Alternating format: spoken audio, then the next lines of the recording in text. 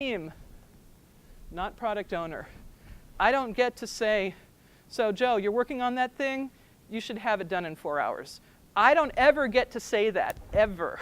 That is so counter to the whole concept of Agile.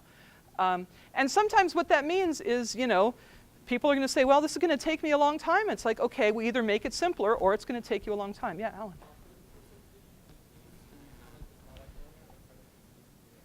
So I would view yourselves as the product owner so that it's really everybody else deciding. Now, you are, hey Rich, you are probably going to change hats because, I think maybe, are you on a large enough team that you're only doing production work at this point? I could be, but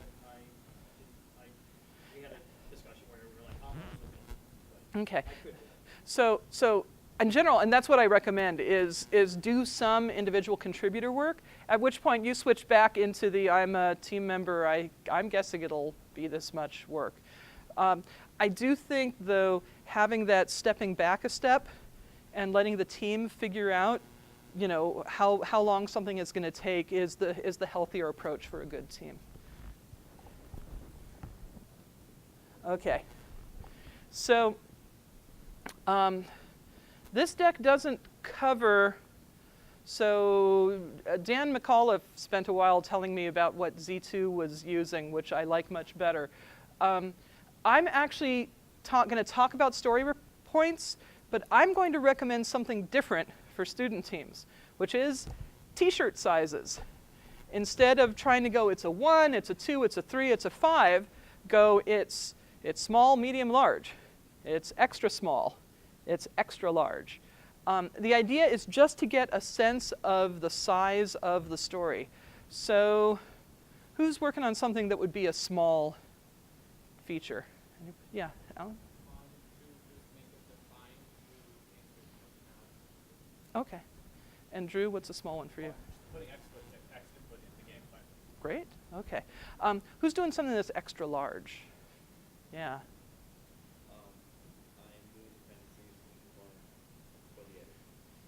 Yeah, that's going to take you a while. I know you're planning on adding different bosses. Each boss I would consider an extra large story. But I'll talk more about the points. I no longer recommend this. I recommend this. The scientific evidence proves, go for option number 2. So the idea, and what Dan and Chris Vanover and those guys did, is they finished a story to create a baseline of this is about this size. You can do that approach. I also think just using t-shirt sizes will help. So let's say, I don't know, Sarah, you've got somebody on your team who wants to take on 3 extra large tasks this sprint. Yeah. So it's a mental construct to help go, no, this is insane. You have other classes. You shouldn't be doing this. Conversely, if you have somebody who's like, oh yeah, I'm going to do like 3 extra smalls, no problem. Maybe they could take on a little more, if those are really just like a little chunk of work. All right, I have skipped over that slide. So I do not recommend, here we go. I no longer recommend, this was what we used at Amazing Society, is points correlated to a range of hours and days. Don't recommend that anymore. I would rather see you guys use t-shirt sizes. This is the big one. Whatever you use, make sure everybody agrees. So I'm going to talk about poker, I think. Yeah. All right. So this is something, if you have like something that's, I don't know, extra large, I'm going to make an editor. Okay. Let's break that down a little, because that's going to take you weeks, possibly months, and it's too big. It's too big to say, okay, here's a reasonable amount of work that can be verified that I can break out into a single story and verify, and then have another story to verify on top of it. It's like, Alejandro, the work that you're doing with refactoring your engine sounds still pretty large, but not insane. What size would you say it is? I'll say large. Okay, but not extra large. Okay. What would be extra large? Like, well, here, let me rephrase that question. How working on your editor to date, I mean, how many stories do you think, how many large or extra large stories do you think would fit into just this, now we have our editor? Just a wild guess. Yeah.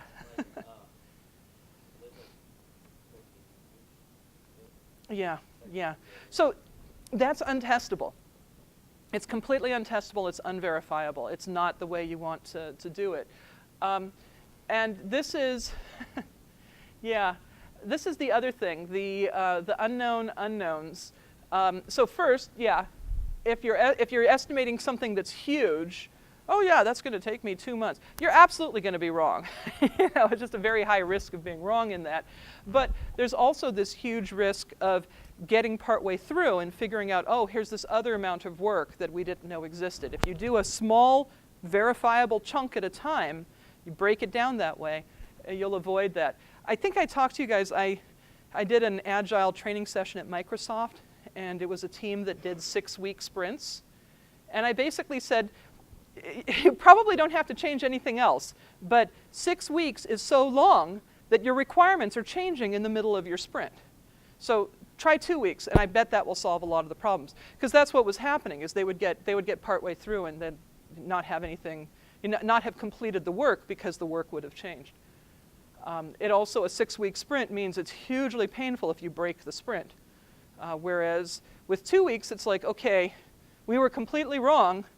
Let's break this down more finely. Let's break the sprint and re-estimate and start over.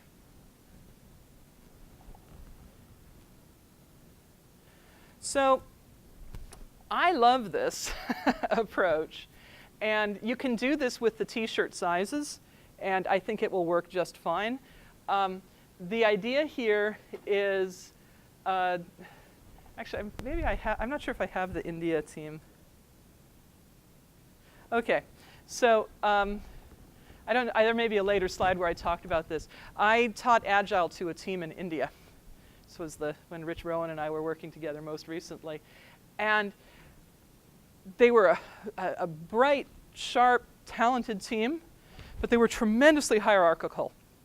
And they had one guy who was the lead producer, and everybody did what he said, and a lead programmer. Everybody did what he said.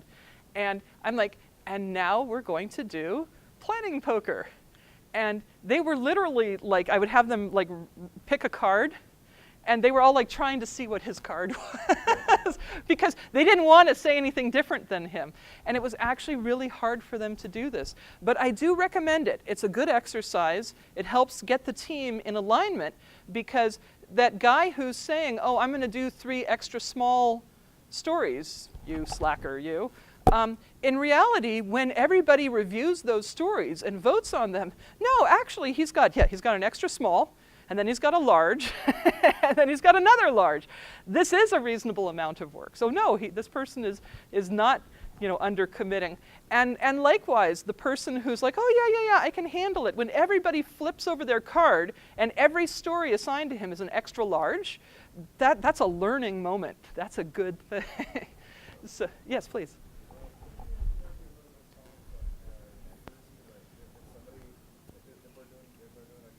Mm-hmm.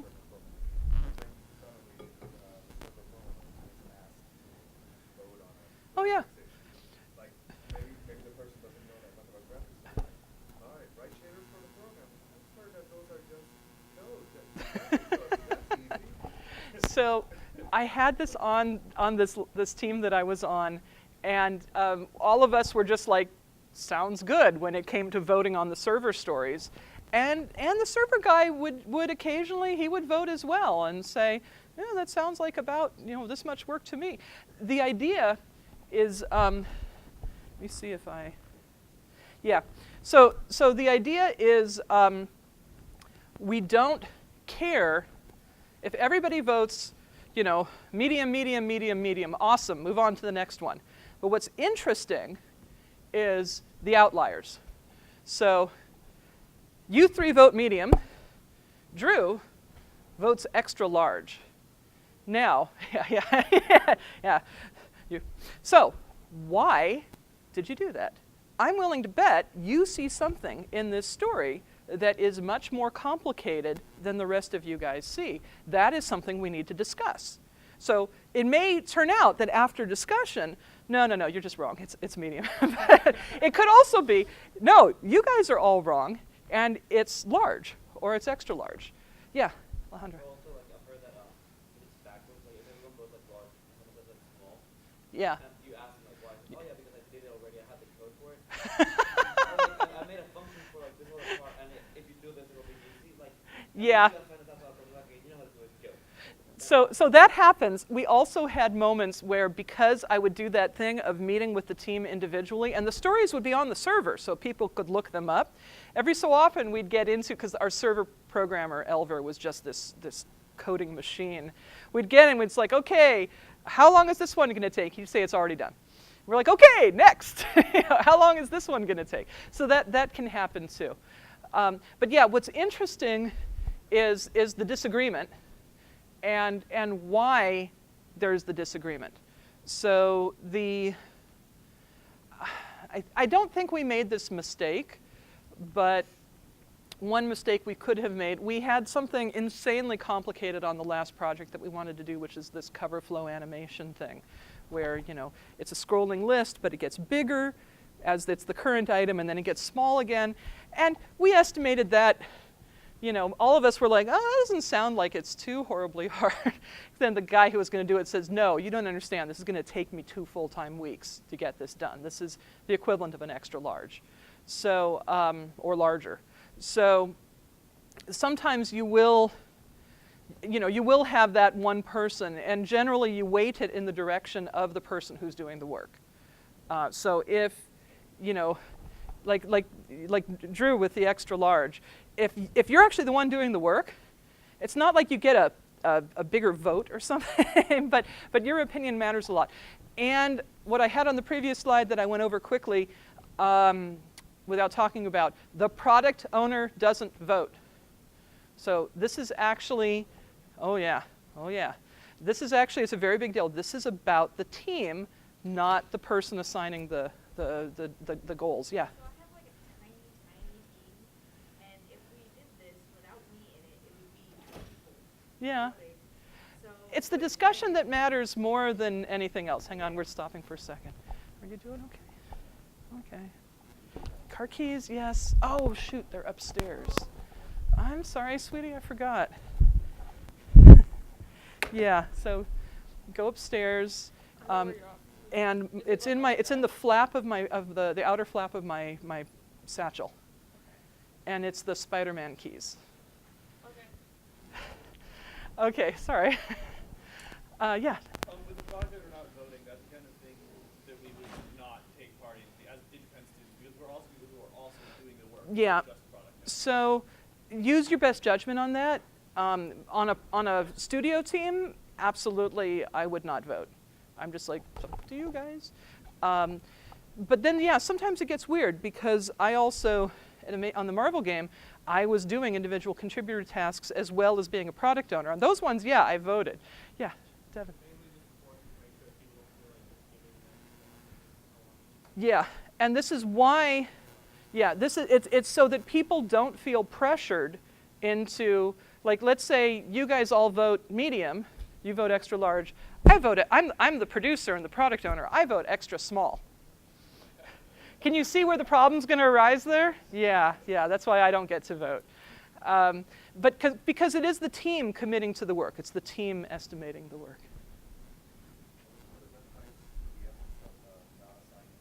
Yep. Yeah, having the backlog of tasks that people pull from.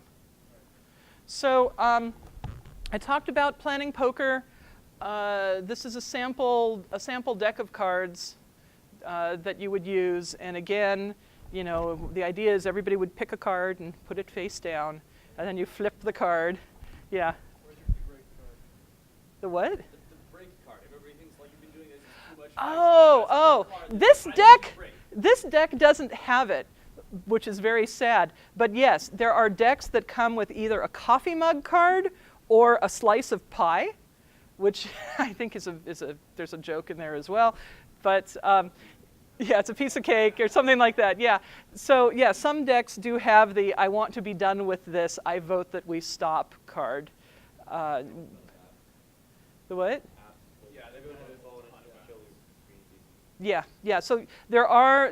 In fact, I may have linked to them on my website. There are definitely online apps that will handle this as well. It really depends. And let me just say, the whole thing with the cards is it's a training tool. At a certain point, you don't need the cards. At a certain point, the team is confident enough in themselves that you just go around, you say medium, medium, medium, extra large. Oh, why would you think an extra large? What are the complications of this story that we haven't discussed that could cause you to think extra large? That's how you want it to work. But if you have a team who don't really want to do this, the cards kind of make it a little more fun, and it definitely gets past that peer pressure problem like the team in India, where everybody was like, what's Srinivas voting? I want to see what he's voting. I actually took the cards away from him. And I said, for the purposes of this training exercise, neither of us get to vote, because all they're trying to do is figure out what you would vote. That's not what we're trying to do. Yeah, they did. Really nice guys, but they were so used to doing exactly what he said that it was tough for them to have to step up and own estimating the difficulty or quantity of work.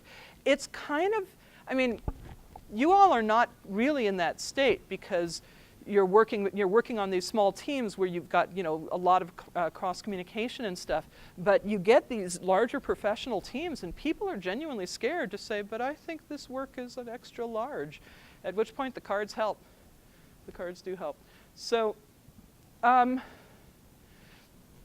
this is the approach that Chris Vanover talked about that Z2 Live started using, and it's definitely a good way to go. I do think, it's something that you may want to think about for, like I always say with Agile, cherry pick the parts that are useful to you. I don't know if at this point, second semester, this is something that you would want to try.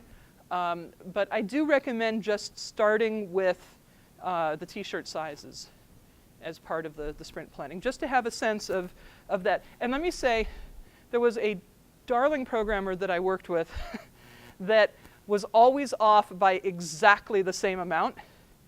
And that's okay, I never called him on it, I just would double it. That was fine, but he was always off by 50%. Sometimes that's just, some people just have trouble with estimating. Ideally, they learn to estimate, they're better at estimating, but yeah, you could totally have a situation where somebody is just forever going to consistently estimate one way, either too big or too small all the time. So I already talked about t-shirt sizes. So I've used t-shirt sizes in this context. I talk about it for release planning, which is more the context of, here's all the stuff we want to get done in this semester perhaps, or for the next published version of the game. But I think it would work well for you guys overall. Yeah, Joe? So the t-shirt sizes or story points or whatever Mm-hmm. size you use aren't now, you're saying, correlated to any particular amount of time, right? Yeah. Does that not mean that, can a task still have like a t-shirt size of like, extra small, but still have a time that isn't associated with extra small, but the fact that output for that particular task? So Yeah. It's I need to place a million bushes, that's going to take me like 40 hours to do, which Mm-hmm. is a super easy task. So is that a thing that is done where it's like, here's a story size, but here's also... So I would actually say that context of it's 40 hours of work means it's a large story. Okay. We're not, so the complexity of the story factors into it, and just the rough guess towards the amount of time. The problem with the point correlating to hours and days is people get too locked into it. Yeah. So then, how would you, is it just you get a feel for the team of how,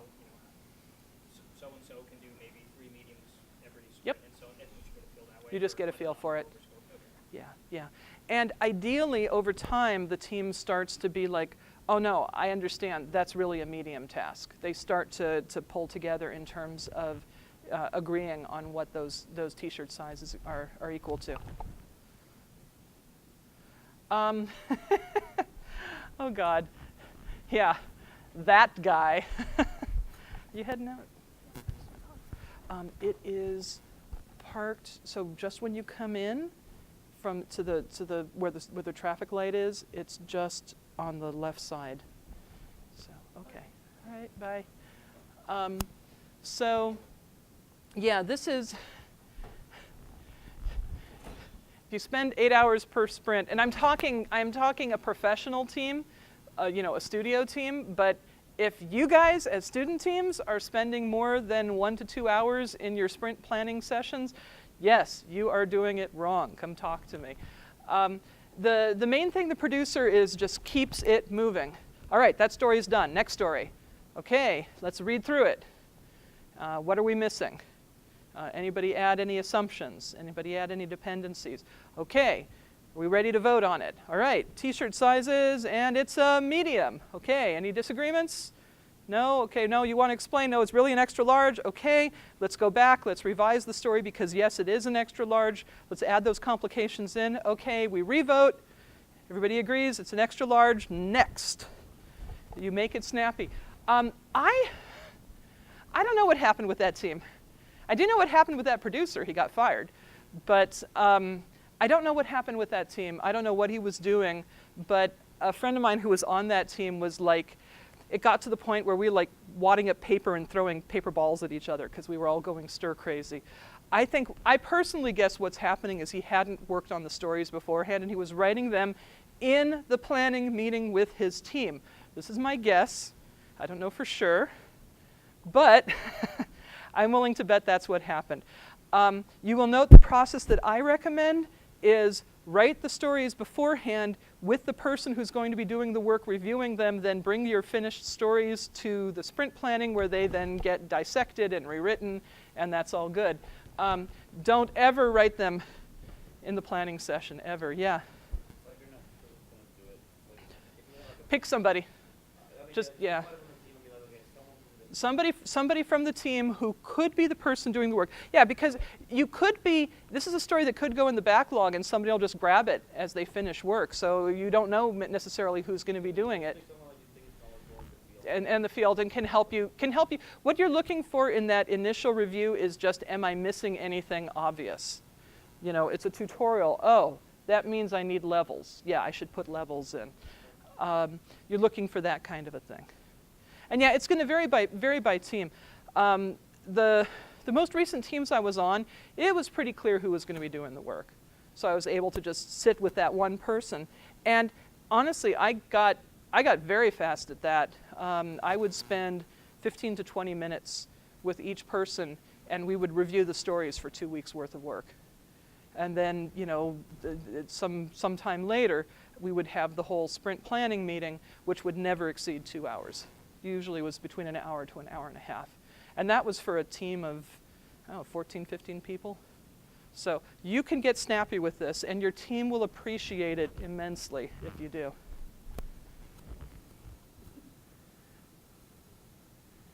And that's it. I'm not sure why I have, there we go. My deck was kind of screwed up.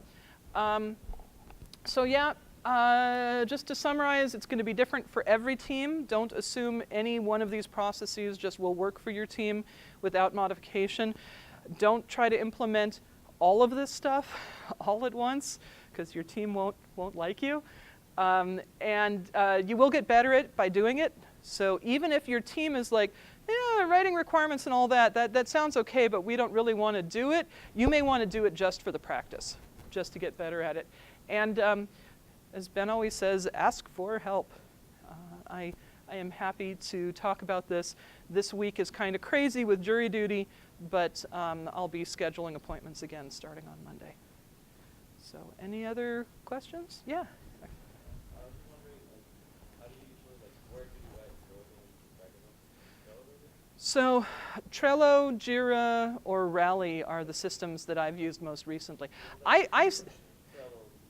Yeah. So how that looks is there's a what I would do. Actually, I'm gonna not talk about the stuff that Steve and I did because that was pretty constrained. But the glue team where I used Trello, I would have sort of the high priority. I would actually separate out and say these are the highest priority ones, so you didn't have to wade through a backlog of dozens and dozens of stories. But then, yeah, I would have the all the way to the right, where nobody's going to see it unless they go searching for it, would be a long list of stories.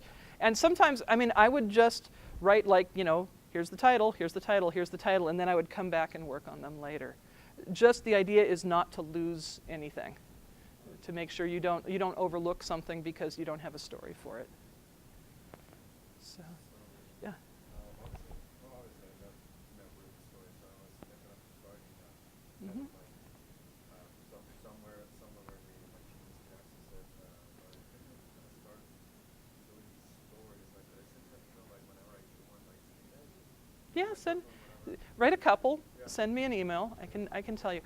The main thing is just keep in mind the whole goal of a story is testable outcomes. If it's vague, if it's like, oh, we should have something like this, no, must